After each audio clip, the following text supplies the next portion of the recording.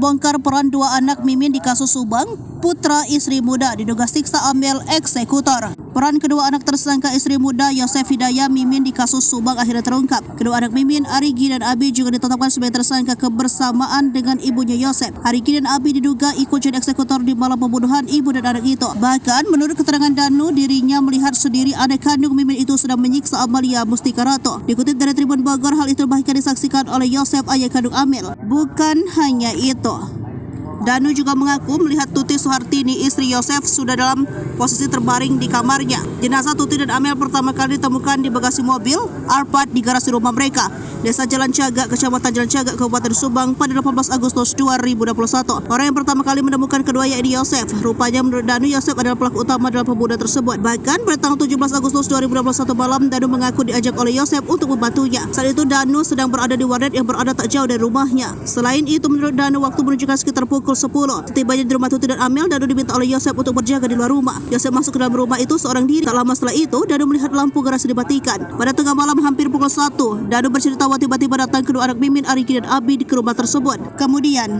setelah keduanya masuk ke dalam, Danu mengaku diminta oleh Yosef untuk mengambil golok yang ada di atas meja dapur. Saat itu, menurut Danu, semua urusan ruangan gelap, hanya lampu dapur yang menyala. Danu pun akhirnya kembali menunggu di luar ke rumah. Namun Danu mengaku mendengar teriakan Amel dari dalam rumah dan ia pun spontan langsung berlari masuk. Dalam kondisi itu, kata Danu, ia justru diberitakan oleh Yosef. Menurutnya, Yosef meminta Danu untuk membawa jenazah Tuti dari kamarnya ke ruang TV. Sementara itu, pengacara Yosef Hidayah Mimin, Arigi dan Abi, Rohman Hidayat, bersikukuh bahwa kliennya bukan pelaku pembunuhan. Rohman menekankan bahwa keterangan dari keempat tersangka ini masih tetap sama sejak awal. Menurut dia, pada tanggal 17 Agustus malam itu Yosef tidur di rumah Mimin. Ia kemudian bangun pada pukul 5 lalu menuju ke tukang surabi, langsung ke rumah Tuti untuk mengambil stip gold. Sedangkan sang istri muda Mimin mengaku ketiduran saat menonton sinetron. Mimin sempat dibangunkan oleh Yosef namun kembali tertidur. Sementara Abi mengaku tidur di rumah pada malam itu. Sedangkan sang kakak Arigi mengaku bekerja menjaga konter.